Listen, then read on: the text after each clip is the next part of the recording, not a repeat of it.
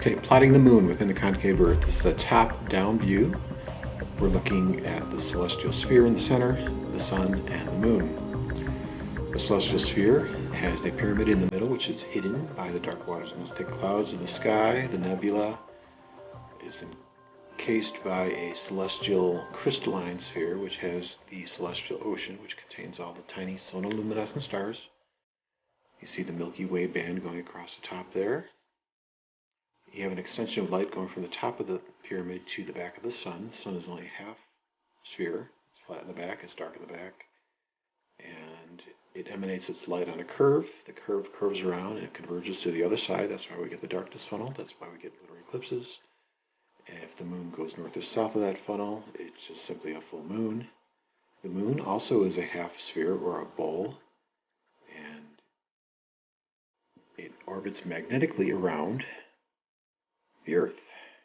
We see that yellow line is the glass sky at 100 kilometers high. And out of the three objects that are interplaying here, we have the celestial sphere, which is the fastest at 23 hours, 56 minutes, and 4 seconds. Then, of course, we have the sun at 24 hours. That's the tropical year.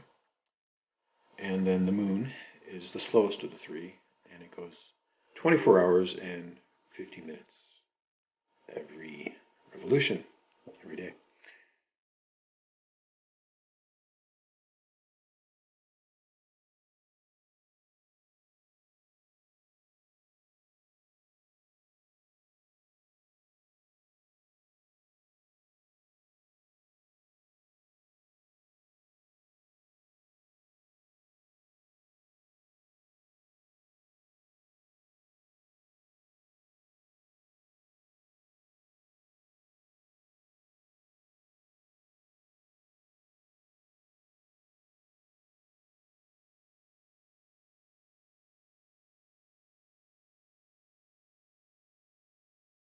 So as you see it moving around here, we have a little marker indicating our place on the Earth. Looks like we're in Africa somewhere.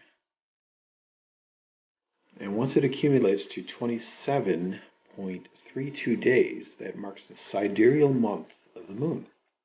That's how many days it takes for the moon to align back up with the celestial sphere.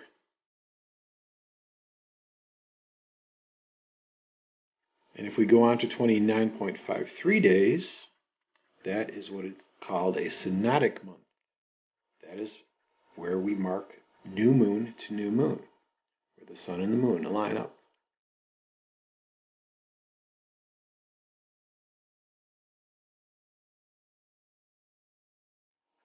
Now I'm going to reverse the rotation of the moon by locking the sun in place so we can see the actual anomalistic month, where it records the perigee and the apogee. Perigee is when it's closest to the Earth and it's going to move faster, and apogee is further away from the Earth when it's going to move slower. So you'll see the variable speed of the moon.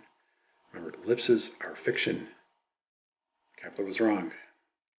You see, the green line is a linear line. It's moving at a constant rate, and the moon is slowly beginning to slow down as the green line catches up, as it enters apogee when it's further away from the Earth. So there's an influence that the moon has and the Earth has on the moon. When it moves further away from the Earth, it begins to slow down, and when it gets closer to the Earth, it begins to speed up again. You see the moon is approaching, getting faster.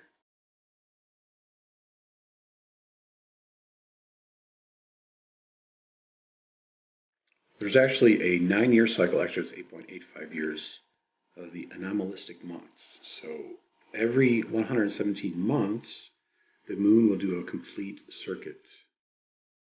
It's like spirograph. There's a mechanism the ancient Greeks used. Archimedes actually probably made it. It was called the Antikythera device. And it actually predicted the eclipses and the motions of the planets. See, the Earth is a precise mechanism. This would never work in a heliocentric vast universe. So after 117 months, it finishes the complete circuit of the anomalistic cycle. Very cool.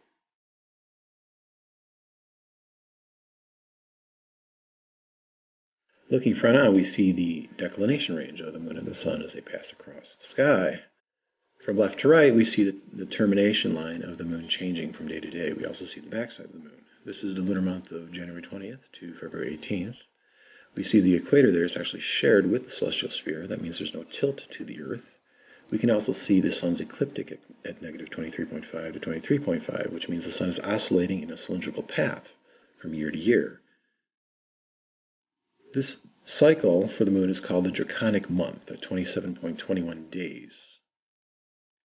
And the lunar standstill of 18.6 years is the time in which the moon actually fluctuates in the sky, going from very high to a major lunar standstill at negative 28.5 to 28.5 to a lower minor lunar standstill of negative 18.5 to 18.5. This October, we are entering into a minor lunar standstill, so the moon will not ascend or descend that high in the sky. When the sun is low like that in the south, the bond it has with the top of the pyramid loosens, so it gets closer to the Earth. That's why we have a bigger angular diameter of the sun in the south. This is also how we can predict lunar and solar eclipses, because everything is synchronized within this time mechanism of the concave Earth. The simplest answer is always the best answer. Occam's razor.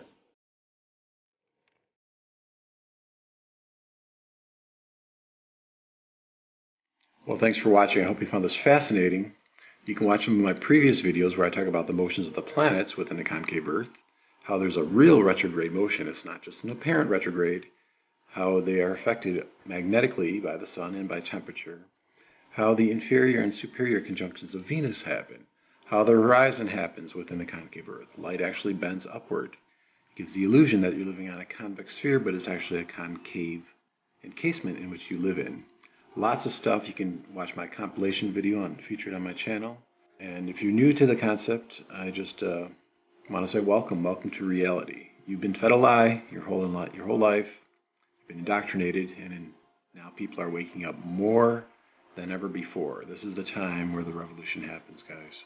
So I'm not going to be making these videos forever on YouTube. So I need people, bold, courageous people, intelligent people like you guys out there, preaching this to the masses and standing up against the liars.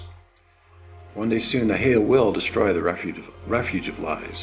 So we don't have much time. So please help me make this a reality for people out there. I really would appreciate that. Thanks for your time.